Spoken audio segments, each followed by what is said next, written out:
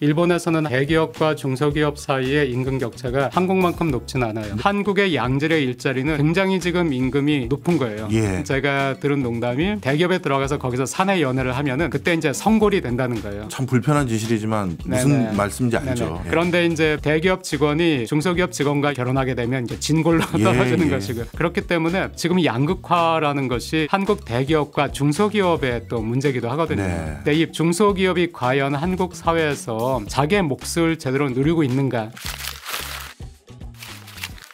오늘의 플러스, 저성장기의 딜레마, 양극화 문제의 해법 모색해 보겠습니다. 박상준 와세다대 국제학술원 교수 모셨습니다. 어서 오세요. 네, 안녕하십니까. 교수님 잘 지내셨죠? 예. 네. 예. 자, 우리 경제 저성장 국면에 확실히 접어든 것 같은 느낌을 많이 받습니다. 그리고 그와 함께 양극화 문제도 점점 대두되고 있는데요. 우리보다 먼저 저성장기에 돌입했던 일본 옆에서 지켜보면서 우리나라에게도 많은 시사점 얻으셨을 것 같아요. 네, 그렇습니다. 일본하고 굉장히 같은 모습 많이 보이고 있으니까요. 일본에서도 양극화가 진행이 돼가지고 그걸로 말도 많고 고민도 많았습니다. 네, 일본은 저성장기에 돌입하면서 양극화까지 같이 겹쳤었던 이 상황. 그때 90년대는 어디에 계셨죠? 미국에 계셨나요? 일본에 계셨나요? 저는 90년대, 92년부터 97년까지는 미국에 있었고요. 예. 일본에는 99년에 갔습니다. 그렇죠. 그러면 그래도 버블 이후에 일본 경제를 옆에서 직접 보셨겠네요. 그 당시 일본에서 어떤 일이 있었는지 좀 우리가 직접 체감할 수 있게끔 좀 설명 좀 해주세요. 네, 일본이 버블이 보통 붕괴된 것이 90년, 91년 그때로 잡고 있는데요. 근데 사실은 일본 사람들이 체감하기로 일본 경제가 가장 나빴던 것은 97년부터 2002년 사이예요. 그러니까 그 5년인데 제가 99년에 일본에 갔으니까 일본 경제가 일본 사람들이 체감하기에 가장 나빴던 그 시기 그때 딱 갔었고요. 하지만 그때까지만 해도 일본의 그 데이터를 보면은 급여 데이터를 보면은 일본에서 놀랍게도 급여 수준이 가장 높았던 것이 1997년이에요. 지금 현재보다도 1997년이 이제는 거의 97년 수준에 육박하긴 했는데 네. 97년이 연봉이 제일 높았고 그 뒤부터 떨어졌다는 얘기니까 그때부터 이제 일본 사람들이 체감을 한 것이죠. 일본 경제가 나쁘다는 것을.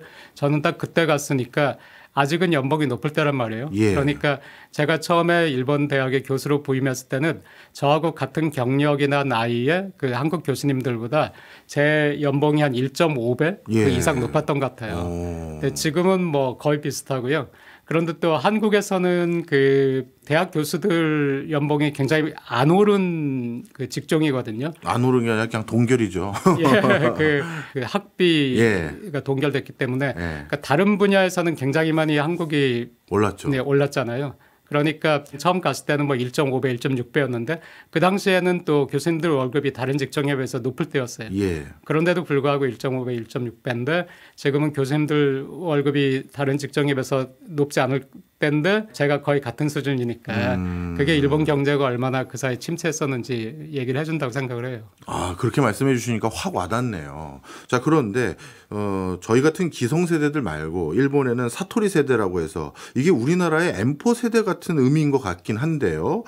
특히나 이제 젊은 층들 같은 경우 국가가 저성장 기조로 돌입하게 되면 뭔가 기회도 많이 못 얻게 되고 그것 때문에 자산 축적의 기회마저 상실하게 되는 경우가 많은데 그러면 일본은 버블 붕괴 당시부터 지금까지 일본 청년들은 어떤 상황에 직면해 있습니까? 처음에 버블 붕괴됐을 때는 그렇게 제가 말씀드렸듯이 97년부터 굉장히 체감을 했으니까 일본의 큰 기업들 아니면 금융기관이 도산하기 시작한 것이 97년이거든요.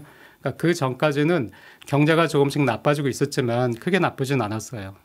그렇기 때문에 취업이나 실업도 그렇게 나쁘진 않았거든요. 네. 하지만은 그 97년부터 도산이 시작되면서 일본에서도 취업이 안 좋아지고 실업률이 높아지니까 청년 실업이 증가한 것이 일본 청년들에게는 가장 큰 타격이었고요. 그렇게 되면서 양극화라는 것이 한국에서는 그 지금 현재 양극화가 소득과 자산 두 가지에서 발생을 하고 있잖아요. 네. 그냥 부동산을 좋은 곳에 가진 사람, 그리고 부동산을 아예 가지지 못한 사람, 또 좋은 직장을 가진 사람, 또 직장을 가지지 못한 사람 이렇게 발생하는데 일본에서는 그때는 버블 붕괴되고 나서는 자산 시장 붕괴하게 됐기 때문에 자산으로 인한 양극화가 심화되거나 오히려 그러진 않았고요. 그런데 이제 취업을 했느냐 취업을 하지 못했느냐 정규직인가 정규직이 아닌가 거기에 따라서 일본에서도 청년들의 양극화가 시작되기 시작했고 그렇기 때문에 취업 빙하기라든가 하는 말도 그때 처음 일본에서 생겼고요. 예. 또 우리가 많이 알고 있는 뭐 히키코모리 한국에서도 최근에 20대 히키코모리가 문제가 되고 있다라는 얘기가 있는데 그 히키코모리가 처음 시작된 것도 그 당시고요. 히키코모리가 뭔지 설명 좀. 그 외부와 연락을 두절한 채 스스로 폐사해가지고 집에만 있는 거죠. 집에만 고립 있으면서 청년 이렇게 보면 되죠. 네, 그렇습니다. 네. 네, 그런 청년들이 등장한 것들이 어떻게 보면 저성장 기조 속에서 일본 청년들의 어떤 시대 상황을 대변하는 그런 모습들이다 이런 말씀이시네요. 자, 그러면 어떻습니까? 요즘 우리나라도 히키코모리에 해당되는 고립 청년들 많아지고요. 학생들이 졸업하면서 이제 취업 대란. 그래서 한국에서도요, 이제 5학년 다니는 애들 아주 일반적으로 많아요. 그런 상황이 돼버렸는데, 일본의 그 당시 청년들의 모습과 지금 우리 청년들의 모습을 비교하면 우리가 지금 더 열악한 상황인가요? 어떤가요? 네, 그렇습니다. 우리가 더 열악하죠. 왜냐하면은 그 당시 일본 청년들은 일본에서는 버블이 붕괴가 됐잖아요. 그러니까 집을 사는 것에 대한 공포는 없었어요. 그렇죠. 내가 집을 가지지 않으면 혹은 집을 사지 않으면은 내가 벼락거지가 될 수도 있겠다. 굉장히 내가 사회의 그 낮은 층에 속할 수도 있겠다. 이런 공포는 없었는데 지금 한국 청년들은 그 공포를 가지고 있는 데다가 네. 버블이 붕괴되고 나서 취업이 좋지 않았고 실업률이 굉장히 높았다고 말씀드렸는데 그 당시에 일본의 청년 실업이나 지금 한국의 청년 실업이나 실업률을 보면은 비슷해요. 그러니까 일본이 아주 최악 상태의 청년 실업을 가지고 있었을 때 그때하고 지금의 그 청년 실업이 비슷한데 그런데 고용률을 보면은 오히려 한국이 더 낮아요. 네. 왜냐하면은 한국은 남자들 같은 경우에는 군대를 가게 되니까 그때 고용을 못 하게 되는 거죠. 예. 그리고 또 아까 뭐 지금 5학년이라든가 대학에서도 오래 지내는 그 인원이 많다고 했는데 일본에서는 그렇게까지는 아니었기 때문에 고용 상태를 본다면은 지금 한국 청년들의 고용 상태가 훨씬 일본이 최악이었을 때보다도 지금 한국의 청년들의 고용 상태가 더 좋지 못하죠. 아, 그렇군요. 네. 그리고 또 한 가지 여쭤보고 싶은 게 우리나라 같은 경우는요. 여러 통계에서 사회생활을 처음 시작했었을 그 3년 초반 3년의 평균적인 급여 수준이 전체 급여 수준을 좌지우지하는 요소로 한 70% 정도 좌지우지하는 것 같아요. 그러니까 어떤 수준의 회사, 어떤 단계 회사에서 시작하느냐가 진짜 커리어 패스라고 하죠. 거기 결정적인 변수인 것 같은데 우리나라는 그런데 일본은 어떻습니까? 예를 들어서 중소기업에서 시작하다가 대기업으로 이직한다든가 다시 중견기업, 중소기업을 가고 이런 게 자유롭습니까? 어떻습니까? 그렇지 않습니다.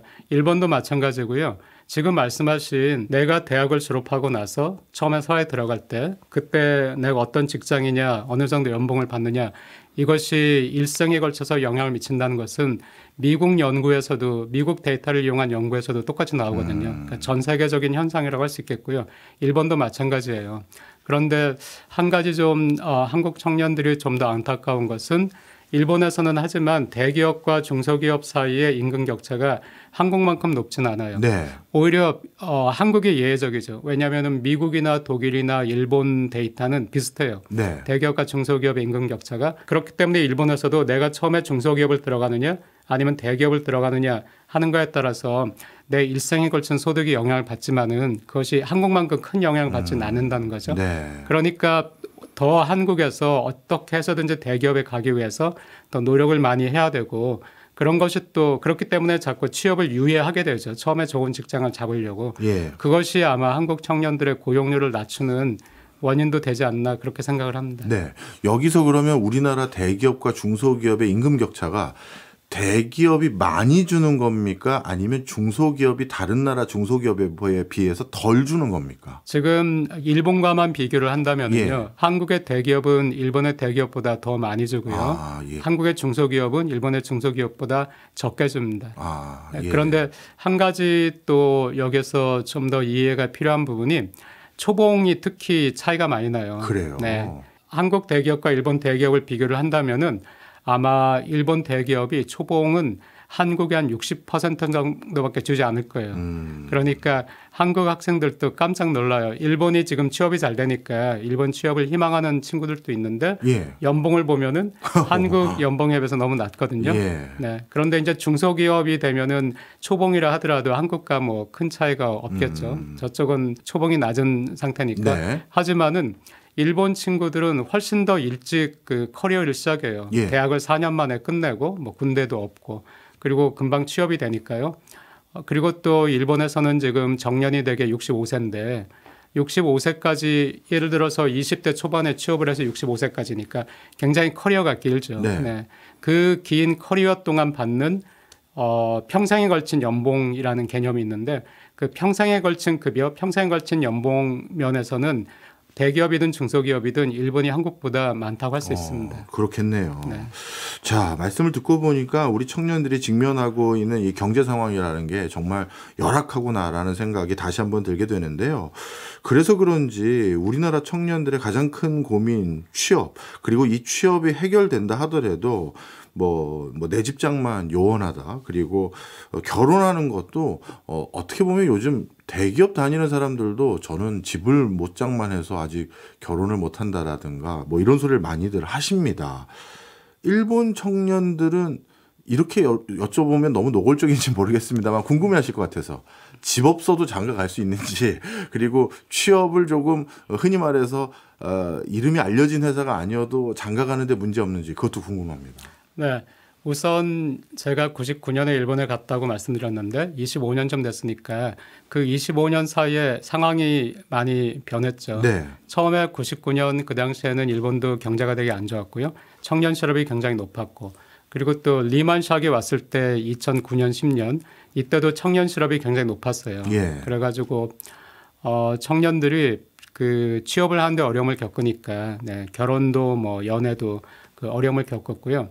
지금 현재는 청년 취업이 굉장히 좋아요. 일본 기업들의 실적이 많이 개선이 됐고 사업 재편했기 때문에 취업은 굉장히 좋은데 전체적으로 그 말씀을 드린다면은 일본에서는 일단 그 월세가 보편화가 되어 있고요. 예. 꼭 내 집을 일단 전세는 없죠. 전세는 예. 좀 한국에 특별한 거니까 월세가 되게 많이 있고 하기 때문에 꼭 내 집을 사야 된다는 부담은 없어요. 제 제자들 중에는 일본 예. 학생도 있고 한국 학생도 있죠. 한국 학생들은 여자친구가 있는 걸 혹은 남자친구가 있는 걸 제가 알고 있는데 예. 오랫동안 결혼을 안 하고 있다. 뭐 그래서 너 그 이제 직장도 탄탄한 직장을 가지고 있고 여자친구도 있는데 왜 아직도 결혼을 안 하니?라고 물어보면은 예.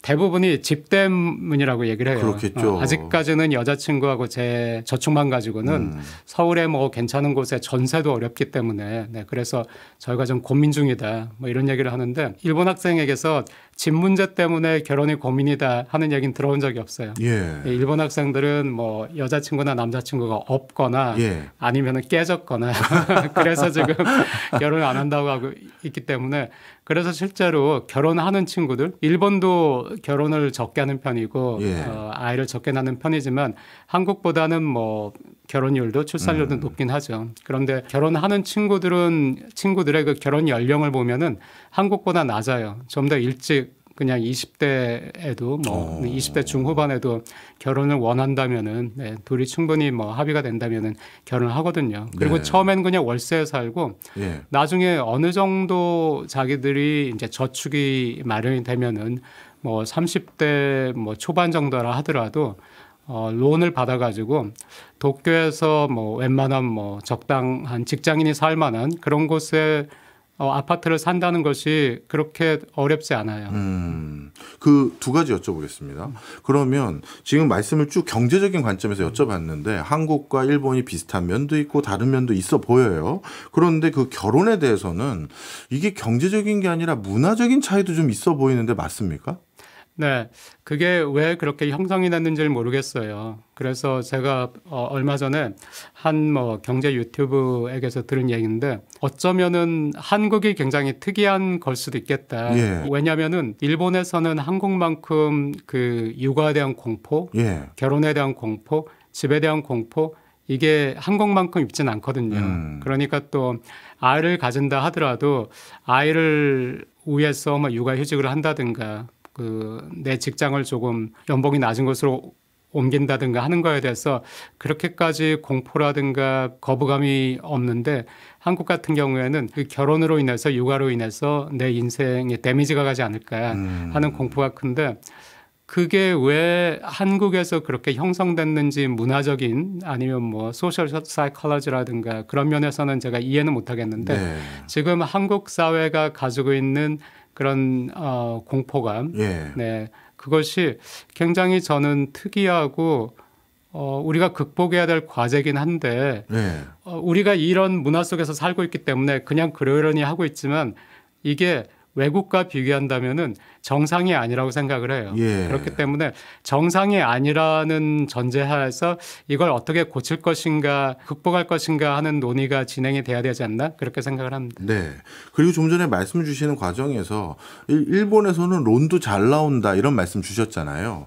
일본에서는 집 살려고 했을 때 국가가 론을 잘 해줍니까? 네. 일본에서도 그런데 저거는 있어요. 뭐 미국도 마찬가지인데 미국도 예전에는 서프라임 몰기지 크라이시스라는 것이 예. 론을 받을 자격이 안 되는 사람에게까지 론을 줬기 때문에 그렇죠. 그게 버블을 일으켰다는 거잖아요. 그래서 미국도 지금은 이제 론을 받을 수 있는 자격에 대해서 심사가 좀 더 까다로워졌죠. 예. 일본도 마찬가지이기 때문에 어느 정도의 그 직장에서 연봉이 있어야 그래야 론을 받을 수는 있어요. 네. 그런데 또 연봉이 어느 정도 된다면은 그 연봉에 맞춰서 대출을 얻는 것은 어렵지 않아요. 나 혼자 직장을 가지고 있다 하더라도 혹은 나와 내 배우자가 직장을 가지고 있으면은 그 우리들 연봉을 베이스로 해가지고 내가 받을 수 있는 론의 액수가 결정이 되고요. 예. 네, 거기에 맞춰가지고 저축을 한 다음에 그 저축과 그 론을 합쳐가지고 집을 살 수는 있죠. 그게 어렵진 않아요. 그리고 또 이런 제도가 제가 한국의 문제라고 생각하는 것이 너무 자주 바뀌어요. 예. 부동산 세법도 너무 빈번하게 바뀌죠. 네. 국가 단위에서의 부동산 세법이요. 굉장히 네. 빈번하게 바뀌어요. 그리고 또 론에 관한 정책도 너무 심하게 변해요. 네. 정권이 바뀔 때도 변하지만 한 정권 내에서도 상황에 따라서 굉장히 많이 변화를 주니까 집을 산다는 거는 굉장히 장기적인 플랜이잖아요. 네. 그런데 이 장기적인 플랜을 세우기에는 너무 여기에 관련된 중요한 제도들이 단기적으로 변하고 있기 때문에 저는 어떻게 하는 것이 가장 최적인가에 대한 논의를 많이 한 다음에 네. 거기에 대해서 어느 정도의 그 기틀을 만든다면은 그 기틀을 너무 정권에 따라서 혹은 상황에 따라서 막 뒤 흔든다는 것은 좋지 않다고 생각하는 것이 일본이 그걸 꾸준히 유지를 하고 있으니까 그 기틀을 사람들이 거기에 그걸 이해를 하잖아요. 이제. 네. 그러니까 그 이해의 바탕 위에서 자기 플랜을 짜거든요. 예. 그렇기 때문에 그게 뭐 더 낫지 않나 그렇게 생각을 합니다. 네. 제가 론 이걸 갑자기 왜 자세히 여쭤봤냐면 아까 말씀 듣고 보니까 일본과 우리나라의 청년들의 상황이 비슷한 면도 많고 문화적인 역사적인 또는 경제적인 맥락에서 다른 면도 당연히 있겠죠. 그런데 우리나라는 교수님께서 말씀 주신 것처럼 유달리 집이 있는지 없는지 그다음에 취업을 어디 했는지 안 했는지에 따라서 이게 아주 노골적으로 계층화가 돼버리는 것 같아요. 그리고 스스로도 너는 나랑 다른 분류 이렇게 인식들을 서로 해가는 것 같고요. 그런데 외국이 그래서 궁금했던 거예요. 그러면 우리나라가 이렇게 계층화가 되고 딱 차별이 딱 뚜렷해지는 게 혹시 국가 제도에서 집을 살 수 있는 론의 제도가 합리적이고 안정감 있게 지속되지 않아서 이런 일이 생긴 것인지 아니면 그런 밖의 요인들이 있었던 건지 이런 게 궁금해서 여쭤본 거거든요. 그런데 제도적인 요인도 일부 섞여 있는 것 같네요. 네. 그런데 저는 그거 이전에 가장 큰 문제는 한국에서 지금 집을 산다는 게 문제가 되고 그다음에 또 론 같은 게 문제가 되고 하는 것의 그 이면에는 두 가지 중요한 문제가 있다고 생각을 해요. 하나는 첫 번째는 취업의 문제인데요. 네. 그 젊은 사람들이 가기 원하는 직장이 네. 굉장히 제한돼 적잖아요. 있다. 제한돼 있잖아요. 네. 그게 제일 큰 문제였군요. 네. 앞서 말씀 주셨던 내용이요. 일본과 우리나라가 좀 차이가 있는 게 좋은 직장에 대한 숫자 그 얘기 주시다가 마무리를 했는데 역시 이 양극화 문제 해결하고 또 계층화되는 문제를 해결하기 위해선 양질의 일자리가 제일 중요한가 보죠. 네. 저는 그렇게 생각합니다. 한국에서 지금 결혼도 마찬가지고요. 뭐 집에 대한 공포라든가 여러 가지 마찬가지인데 그게 양질의 일자리가 부족하기 때문에 또 양질의 일자리냐 그렇지 않느냐에 따라서 너무 격차가 심하기 때문에 그런 많은 문제가 있다고 생각을 해요. 예. 그 일본 같은 경우에는 보통 얘기하는 양질의 일자리, 대기업 일자리. 한국은 그 전체 취업자를 본다면은 대기업 취업자가 10%가 되지 않아요. 네. 그런데 일본은 대기업 취업자가 보통 한 25% 정도 되기 때문에 일단 그게 많고, 그다음에 일본은 한국보다는 좀 더 중견기업이라고 할 수 있는 그 비중이 많다고들 네. 얘기를 하고요. 그렇기 때문에 중소기업과 대기업 사이의 임금 격차가 특히 대졸 초임 때는 크지 않아요. 오히려 나이가 들면은 이제 대기업은 좀 더 빨리 올라가고 연봉이, 중소기업은 그렇지 못하기 때문에 나이가 들면 경력이 쌓이면은 대기업과 중소기업 사이에 격차가 발생하는데, 오히려 대졸 초임 때는 중소기업이라 하더라도 거의 90% 정도 수준이거든요. 네. 대기업에. 그런데 한국은 그렇지가 못하죠. 초임에서 오히려 굉장히 큰 차이가 나기 때문에 제한된 그 좋은 일자리, 연봉을 많이 받을 수 있는 거기에 사람들이 매달릴 수밖에 없고요. 만약에 그게 되지 않으면은 그 다음부터는 너무 격차가 나기 때문에 네. 거기서 뭐 좌절감을 느끼게 되고, 또 그것이 사회적으로 인식이 되고 있기 때문에 예를 들어서 뭐 삼성전자에 들어갔다, 현대차에 들어갔다 하면은 막 다들 박수를 치죠. 네. 하지만은 우리가 알지 못하는, 이름을 알지 못하는 어떤 직장이다 하면은 어떡하나 걱정을 해야 되는 상황이니까, 그것이 한국 지금 경제에 굉장히 큰 또 사회적으로도 문제가 아닐까 싶고, 네. 또 그런 상황에서 집값마저 굉장히 불안하니까 지금은 집을 사도 걱정, 집을 사지 않아도 걱정이잖아요. 네. 집값이 꾸준히 예를 들어서 뭐 1년에 한 2%, 3%씩 꾸준히 오른다 하면은 사람들이 별 크게 망설이지 않고 집을 사려고 노력을 하겠죠. 예. 하지만은 지금은 집값이 너무 업앤다운이 심하니까 그렇죠. 사는 것도 고민이고, 사지 않으면 사지 않은 대로 또 굉장히 내가 많이 뒤처지는 건 아닌가 하는 고민이 있으니까, 주거를 안정시키고 고용을 안정시키는 것이 굉장히 사실 어렵기 때문에 우리가 이 문제를 해결 못하고는 있지만은, 그만큼 어렵기 때문에 굉장히 많은 국가에 리소스를 투여를 해가지고 네. 이 문제를 해결하기 위해서 노력을 해야 될 거다, 그렇게 생각을 합니다. 네. 일본은 뭐 좋은 대기업 일자리가 뭐 전체 일자리에서 한 20% 이상 있다고 말씀 주셨지만, 모두가 그 20%에 들어가는 건 아닐 거 아니겠습니까? 그렇다면 일본의 청년들은 눈높이를 낮춰서 중견, 중소 일로 가거나 아니면 창업하거나 이렇게 스무드하게 움직이는 건지, 아니면 우리나라는 대기업 어떤 취업 전선에서 잘 안 되면 공기업으로 갔다가 공기업 안 되면 공무원 할까 이랬던 적도 있거든요. 요즘 또 이 문화가 좀 바뀌긴 했는데 어떻습니까? 일본은요. 뭐 대졸 초임에서 큰 차이가 발생하진 않기 때문에, 내가 50이 됐을 때 뭐 22, 23살 정도의 대학을 졸업하는 친구가 내가 50이 됐을 때까지 생각을 해가지고 직장을 뭐 고민하진 않죠. 보통 네. 지금 당장 현재 연봉이라든가 조건이라든가 뭐 사회적 인식이라든가 여러 가지를 보는데, 거기에 있어서는 지금 당장 내가 가는 작은 기업과 내 친구가 가는 대기업과 큰 차이가 없으니까 예. 큰 상실감이 없이 가기 때문에 그냥 크게 기뻐하진 않다 하더라도 그냥 또 직장을 잡았으면은 그냥 그래 여기로 됐어 하고 만족하며 가는 경우가 한국보다 훨씬 많아요. 네. 이해했습니다.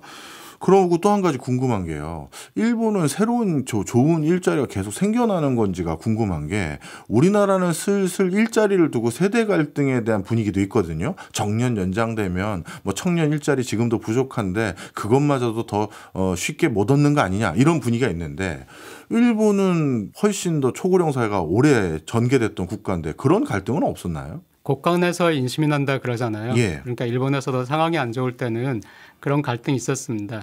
그런데 제가 그 말씀드릴 때 제가 99년부터 일본에 있었다고 말씀드렸는데 25년 동안 상황이 많이 바뀌었으니까 지금 현재에 대해서 말씀을 드린다면은 한 2013년 정도부터는 일본에서 상황이 여러 가지로 개선이 많이 됐어요. 그래서 기업들의 실적도 많이 개선되고 거기에 따라서 일자리도 굉장히 좀 늘어났고요. 네. 그러니까 지금 일본에서 취업이 굉장히 좋은 것이 청년 인구가 감소했기 때문에 취업이 좋다 이렇게만 생각을 하시는 분도 많으신데, 그렇지 않고 일자리 자체가 늘어났어요. 예. 일자리 자체가 뭐 100만 개, 200만 개 이렇게 더 늘어났거든요. 네. 일자리가 늘어날 수 있다는 것은 뭐 기업들이 그만큼 여력이 된다는 얘기고요. 그리고 또 일본도 양극화 문제라든가 청년 실업 문제라든가 뭐 아까 히키코모리 문제라든가 그런 많은 문제를 겪었다고 말씀드렸잖아요. 일본이란 사회도 지금 한국 사회도 자, 그러면 우리가 살아남기 위해서는 아니면 이 문제를 해결하기 위해서는 어떻게 해야 되는가 하는 거에 대한 논의가 많잖아요. 네. 그것처럼 일본도 그 긴 시간 동안 잃어버린 뭐 10년, 20년, 30년 동안에 굉장히 많은 논의가 있었겠죠. 예. 그래서 일본에서는 그 고용의 안정이라는 것을 굉장히 중요하게 생각을 해요. 그래서 최대한 고용을 늘리고 고용을 유지하자. 임금을 높이지 못한다 하더라도 고용을 유지할 수 있다면은 고용을 유지하는 방향으로 가자. 그러니까 노동조합들도 일본의 임금이 굉장히 낮다고 말씀드렸잖아요. 네. 근데 일본의 임금이 그렇게 낮은 이유 중에 하나는 노동조합들이 대기업의 노동조합이라 하더라도 임금 인상을 그렇게 요구하지 않았어요. 예. 왜냐하면은 일본 경제가 전반적으로 안 좋으니까 고용이 불안하고 고용이 불안하다는 것은 노동자들에게도 좋은 건 아니죠. 예. 그러니까 고용 유지, 고용 안정을 먼저 요구했기 때문에 많은 대기업들이 뭐 10년, 15년 이렇게 임금이 동결됐거나 오히려 임금이 하락한 경우가 꽤 있었거든요. 예. 고용 안정이 임금보다 더 중요하다 하는 것이 일본 사회가 얻게 된 네. 그런 교훈이었다고 생각을 하고요. 그다음에 고용이 안 좋으면은 당연히 정년 연장에 있어서 연금을 65세부터 받게 되는데 예. 내가 만약에 60세 직장을 나가야 된다. 네. 그러면 그 사람들은 당연히 정년 연장을 요구하게 될 것이고요. 그런데 청년들은 또 그렇다면은 우리가 고용이 또 안 되는 거 아닌가 해서 불안할 것이고요. 그래서 세대 간 그 갈등이 있을 수 있는데 일본 같은 경우에는 그게 이렇게 해결이 된 것 같아요. 정년을 연장하더라도 그것이 굉장히 과감하게 뭐 어느 순간에 된 것은 아니고 예를 들어서 60에서 65세까지 연장이 될 때는 처음에는 그 정년을 연장하기보다는 고용 유지 의무를 부과해서 예. 정년을 연장하는 형태가 아니라 예를 들어서 60세 정년이 끝나면은 그다음부터는 자유롭게 고용을 유지하는 걸 할 수 있는데 뭐 1년씩 계약직을 한다든가 네. 그러면은 1년씩 계약직이 되면은 정년은 연장된다 하더라도 굉장히 그 연봉은 깎이겠죠. 예, 그렇죠. 이제 계약직이 예. 되니까. 그러니까 정년을 연장하는 대신에 연봉을 깎는다든가 그런 식으로 그리고 거기에 대해서는 일본 사회가 어느 정도 합의를 했기 때문에 나는 정년이 연장됐는데 연봉 깎이는 것도 용납할 수 없어.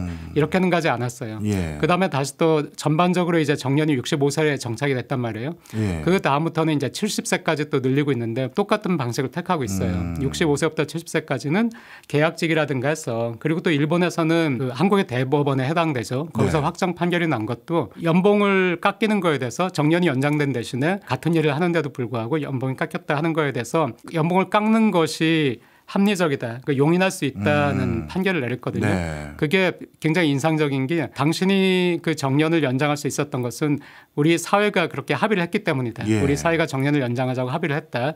그렇기 때문에 그 개인으로서는 사회의 합의의 덕을 보기도 한 거잖아요. 네, 그렇죠. 그러니까 여기서 다시 하지만 그 대신에 연봉을 깎는다 하는 것도 우리 사회가 합의를 한 것이기 때문에 네.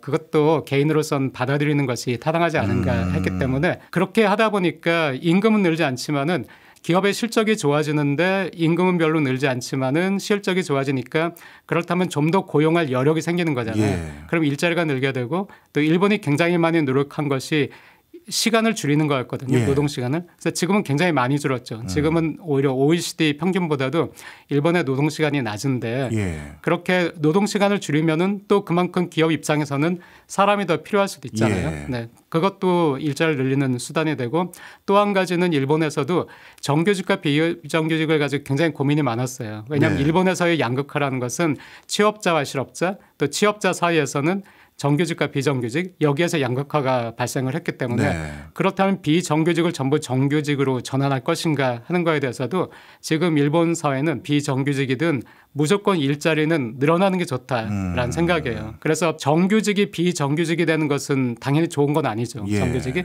하지만은 정규직도 일자리가 더 지금보다 늘어난다면 그건 좋은 것이고 예. 또 비정규직이라 하더라도 지금보다 일자리가 늘어난다면은 실업 상태에 있는 사람 혹은 경력이 단절된 여성들 아니면 정년 이후의 노인들 그분들이 비정규직으로 일할 수 있으니까 우선은 일자리를 준다는 것이 중요하기 때문에 지금 무조건 정규직이든 비정규직이든 고민하지 말고 그 둘 다 일자리를 늘리자 네. 하는 노력을 했기 때문에 그 둘 다 일자리가 늘었거든요. 네. 그러니까 한국에서도 비정규직을 정규직으로 전환하느냐 하는 것에 대해 되게 고민 많으신데 그것보다는 1차적으로는 일자리. 정규직이든 비정규직이든 일자리를 늘리자 하는 거에 초점을 맞춘다면은 정년 연장에 의한 그 청년들의 고민 그것도 좀 더 완화될 수 있지 않을까 그렇게 생각을 합니다. 근데 말씀 듣고 보니까 이런 의구심은 있어요. 예를 들어서 일본 같은 경우는 오랫동안 디플레 상황이다 보니 노사 간의 합의를 볼 때 노조에서 인건비는 안 올려주셔도 됩니다라는 소리가 쉽게 타협점으로 가고, 왜냐하면 물가가 안 오르니까요. 그러다 보니 자연스럽게 고용 안전에만 쉽게 합의에 이를 수 있었다고 저는 생각이 드는데, 우리나라는 일본과 달리 물가는 계속 오르는데 실질적으로 누군가 일자리를 더 늘리기 위해서 급여를 거기에 못 미치는 수준을 올렸다? 그럼 이제 정말 생활이 안 된다라는 소리가 나올 거거든요. 이게 우리나라에서는 일본처럼 안 될 것 같은데 어떻습니까? 굉장히 중요한 포인트를 말씀하셨네요. 맞습니다. 일본에서는 디플레이션이 계속 진행이 되니까 사실 물가가 내려가니까 내 임금이 유지만 돼도 네. 실질 임금은 오히려 상승하는 거잖아요. 그렇기 때문에 임금을 올리지 않거나 임금을 깎는 거에 대한 저항이 노동단체에서 훨씬 적었다고 할 수 있습니다. 네. 한국 같은 경우에는 그렇지 않으니까 지금 현재 한국은 꾸준히 인플레이션을 경험을 했고 지금 현재도 낮은 상태지만 인플레이션이 진행되고 있는 상태인데, 하지만 지금 아까 말씀드렸듯이 한국의 대기업 같으면은 초봉이 일본은 한국 대기업의 한 60%밖에 안 된다고 말씀드렸잖아요. 그러니까 한국의 양질의 일자리는 굉장히 지금 임금이 높은 거예요. 그러니까 한국에서는 제가 들은 농담이 대기업에 들어가서 거기서 사내 연애를 하면은 그때 이제 성골이 된다는 거예요. 성골. 참 불편한 진실이지만 무슨 말씀인지 알죠. 예. 그런데 이제 대기업 직원이 중소기업 직원과 연애해가지고 결혼하게 되면 이제 진골로 떨어지는 것이고요. 이런 식인데, 그렇기 때문에 지금 양극화라는 것이 한국 대기업과 중소기업의 또 문제기도 하거든요. 근데 이 중소기업이 과연 한국 사회에서 자기의 몫을 제대로 누리고 있는가 하는 거에 대한 고민이 있어야 되기 때문에, 일본 노동단체 같으면은 정말로 얼마나 노력하는지는 모르겠지만은 인터뷰라든가 이런 거에서는 늘 대기업 중심이에요. 아무래도 노동조합이라는 것이 중소기업이면 노동조합 만들기가 쉽지 않거든요. 그렇죠. 그렇지만은 지금의 임금 인상, 일본에서 이제 최근에는 임금이 너무 낮은 게 문제다 하는 얘기가 많이 나오기 때문에 임금 인상을 위해서 많이 노력을 하는데, 이 임금 인상이 중소기업까지 일본에서도 파급이 안 돼요. 아무래도 대기업 위주로 실적이 개선되고 있기 때문에. 그렇기 때문에 노동조합도 그거를 고민한다는 얘기를 많이 하세요. 우리 노동조합도 어떻게 하면은 중소기업의 임금 인상이 파급될 수 있을까. 일본에서도 이 정치권에서도 대기업이 일본 정부의 어떤 정책에 의해서, 예를 들어서 엔저 같으면은 엔저에도 가장 큰 수혜를 보는 것이 대기업이에요. 왜냐하면 대기업일수록 해외에서 판매하는 것이 많으니까요.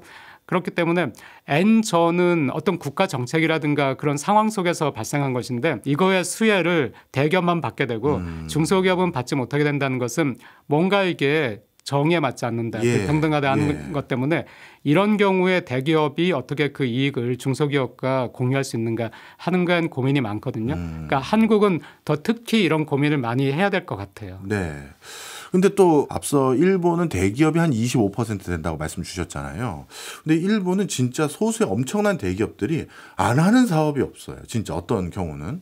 그건 달리 말하면 국가에서 신규 사업으로 이것도 하고 저것도 하게 놔둔다는 얘기일 수도 있거든요.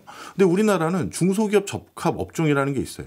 그 선의는 제가 전혀 의심하지 않습니다. 미래 신산업인 드론이라든가 예를 들어서 로봇이라든가 예를 든 겁니다. 그런 것은 제2의 삼성 같은, 제2의 현대 같은 또 다른 또 큰 회사가 생기면 좋지 않겠냐. 그런 선의로 딱 중소기업 적합 업종으로 딱 만들어 놓으면, 근데 그게 이제 대기업까지 성장하기에는 정말 한 20년, 30년이 걸릴지 안 될 수도 있는 거거든요.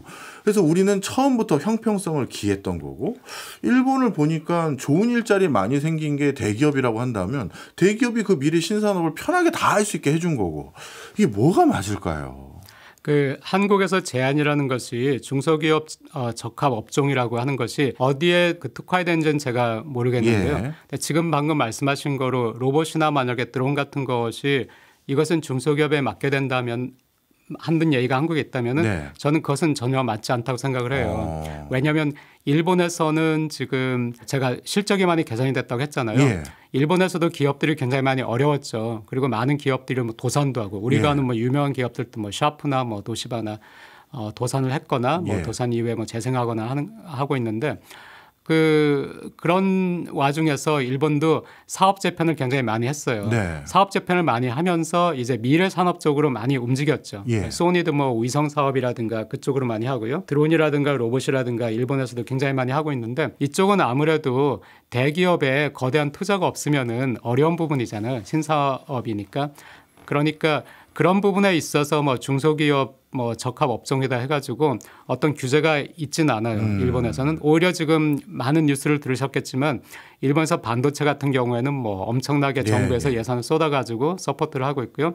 그 외에도 우리한테 많이 알려져 있지 않지만 우주라든가 친환경이라든가 그런 쪽으로는 소위 말하는 미래의 그 첨단 산업 이쪽으로는 일본 정부에서 굉장히 서포트를 많이 하고 대기업들도 그 서포트를 많이 받고 있어요. 그러니까 일본에서는 살아남아야 된다 하는 것이 굉장히 큰 그 화두거든요. 그렇군요. 어떻게 해서든지. 그런데 그렇게 정부의 서포트를 받아가지고 대기업이 잘 되는 경우에 그 대기업과 중소기업 사이에서 제대로 된 이익 공유가 있는가 하는 문제에 있어서는 제가 이거를 뭐 데이터를 가지고 뭐 연구한 건 아니지만 제가 일본과 한국의 중소기업이나 대기업 분들을 만나서 직접 얘기를 들어보면은 일본의 대기업이 일본의 하청기업, 하청기업에 대해서 훨씬 더 그 배려를 그쪽도 하청기업을 쥐어짜는 건 마찬가지지만 그래도 한국에 비한다면은 훨씬 더 배려를 한다는 거예요.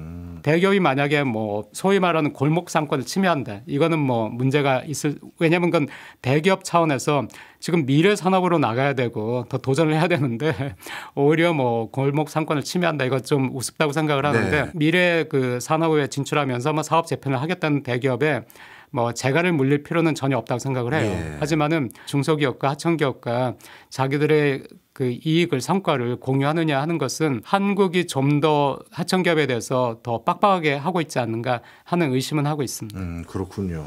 알겠습니다. 참 고민이 많이 되네요. 그다음에 이제 우리나라에서 또 하나 취업 또는 일자리 사각지대에 있는 노인, 여성 문제. 일본도 비슷할 것 같은데 일본은 이거 어떻게 풀어가고 있나요? 네. 일본에서는 일단 여성을 먼저 말씀드린다면은 일본에서 깨달은 굉장히 큰 요인이 여성의 경력 단절이 있으면은 출산율이 떨어진다는 거예요. 그래가지고 경력 단절을 없애자는 거를 굉장히 노력을 많이 하고요. 그런데 이미 경력 단절이 된 분들이 있잖아요. 이미. 그래서 이미 경력 단절이 된 분들은 제가 아까 그 비정규직이든 정규직이든 일자리는 무조건 늘리자 이렇게 하고 있다고 하잖아요. 그러니까 이미 경력 단절이 된 여성들은 이제 비정규직으로 다시 노동시장에 진출을 하도록 유도를 하고 있고요. 그다음에 지금 20대 이제 정규직 일자리에 처음 들어간 여성들에 대해서는 이 여성들은 계속해서 그 정규직으로 경력 단절 없이 노동시장에 있을 수 있도록 하자 해가지고 남성과 여성의 육아휴직 또 굉장히 신경을 많이 쓰고 있고요. 그리고 또 여성에게만 혜택이 주어진다면은 그것도 불완전하다 하는 생각이 있는 것이 지금의 여성들은 남성과 뭐 가사라든가 육아를 다 공유를 하고 싶어요. 여성들이 맞벌이도 하고 있잖아요. 그렇기 때문에 남성이 너무 일에 치인다면은 그것도 가능하지 않아요. 그러니까 남성의 노동 시간도 줄어들어야 되고요. 남성의 육아 휴직도 충분히 보장이 돼야 되니까 그런 식으로 전반적으로 가정과 그 직장이 병립할 수 있는 남성과 여성 모두에게 그런 쪽으로 많이 정책을 추진하고 있습니다. 그러니까 정리하자면은 지금 이제 정규직으로 있는 젊은 여성들에 대해서는 그들이 경력 단절 없이 계속 있을 수 있는 정책을 계속 추진을 하고 있고요. 그리고 이미 경력이 단절된 여성들은 그들이 다시 노동시장에 들어올 수 있도록 하고 있고 그리고 노인분들에 대해서는 지금 일본은 기업들의 실적이 좋기 때문에 일단은 일손이 부족한 상태예요. 일손이 많이 부족하기 때문에 65세 정도까지는 다 일을 하실 수가 있고요. 그다음에 65세 이후에는 이제 본인이 원한다면은 한 70까지는 또 일을 할 수 있는데 여기에 대해서도 대부분 이제 비정규직으로 전환이 되는 것이죠. 계약직으로. 그런 정도의 유연성은 있는데 일본도 정규직을 해고시킨다는 건 굉장히 어려워요. 그래서 이 문제는 기업에서는 좀 더 그 노동시장의 유연화가 필요하다고 주장을 하고 있고요. 그런데 또 노동단체 입장에서는 그렇게 되면은 불안해지니까 그걸 반대는 하고 있고 그래서 이거는 여전히 일본에서도 숙제로는 남아 있습니다. 오늘 여쭤볼 게 너무 많지만 마지막으로 하나 더 여쭤보고 결론을 한번 내보려고 하는데요. 이민 문제입니다. 우리나라나 뭐 미국도 마찬가지고요. 전 세계에서 양질의 대규모 좋은 일자리를 많이 만들어내는 사람들은 뭐 우리가 다 아는 사실이지만 S급 인재들이잖아요. 일론 머스크 같은. 근데 지금 전 세계적으로 또 이중 국적자가 늘어나고 있는 상황이고 우리나라도 어마어마한 하이브레인들이라고 불리우는 사람들이 한국이 아니라 외국에서 이제 아예 거점으로 활동하는 분들이 점점 늘고 있어서 고민이 많습니다. 그런 과정에서 일본 가장 폐쇄적인 모습을 가지고 있었던 나라 일본은 어떻습니까? S급 인재들이 일본 내에 있을 수밖에 없는 상황인가요? 그렇진 않고 일본도 얼마든지 떠날 수 있는데 그것도 저는 일본 사람들이 좀 더 귀화 본능이 좀 더 강해요. 그걸 잘 모르겠어요. 한번 생각해 보시면은 외국에서 예를 들어서 미국이다 하면은 한인 커뮤니티에 비하면 일본 커뮤니티는 굉장히 미미하지 않나요? 외국에서요? 네, 그렇죠. 뭐 예를 미국이나. 들어서 한인 교포 사회에 비해서 네네네. 뭐 리틀 도쿄나 이런 거는 활동이 굉장히 미비하죠. 그렇죠. 네네. 그 얘기는 그만큼 외국에서 거주하거나 외국에서 활동하는 일본이 좀 더 적다는 얘기잖아요. 예, 인구에 맞습니다. 비해서. 예. 인구 비례를 한다면 우리보다 훨씬 더 많아야 되는데 네, 그렇기 때문에 그거는 왜 그런지 모르겠어요. 제도적으로는 뭐 외국에 있는 일본인들을 일본으로 끌어들일 만한 어떤 뭐 그런 제도는 없거든요. 네. 근데 어쨌든 뭐 일본인들은 되도록이면 일본에 있으려고 하는 경향이 크고요. 오히려 젊은이들이 외국에 나가지 않아서 그것이 고민이라고 하니까. 네. 그런데 이제 일본도 어느 정도의 돈의 유출은 있죠. 지금처럼 임금이 굉장히 낮은 상태에서 엔저까지 되니까 일본의 젊은이들도 미국에 나가면 혹은 한국에 나가면 훨씬 더 연봉이 높네 네. 하는 걸 인식하고 나가긴 해요. 근데 지금 그게 문제가 될 정도 상황은 아니고 반대로 일선이 부족하기 때문에 외국에서 좋은 인재를 끌어들이기 위해서 일본이 굉장히 노력을 많이 하고 있고요. 일본이 더 지금 상황이 안 좋기 때문에 인력 문제에 있어서는 네. 한국보다 그런 노력에 있어서는 한국보다 좀 더 앞서 있다고 할 수 있겠습니다. 그렇군요. 마지막으로 일본을 쭉 옆에서 보시면서 우리 한국 사회도 지금 저성장의 양극화 이렇게 귀결돼 가고 있지 않습니까? 우리 사회에 좀 조언을 하나 해주신다면 어떤 내용이 있을까요? 지금 저희가 토의한 그런 문제들이 결코 쉽지 않은 문제예요. 예. 굉장히 어려운 문제잖아요. 예. 누구 한 사람이 풀 수 있는 문제도 아니고요. 근데 이렇게 어려운 문제이기 때문에 그렇다면 국가의 자산이 많이 투여가 돼야 되죠. 근데 제가 일본에 있는 동안에는 일본이 경제가 안 좋고 뭐 잃어버린 뭐 10년, 20년이라고 얘기했으니까 중요 이슈가 항상 경제 이슈였어요. 네.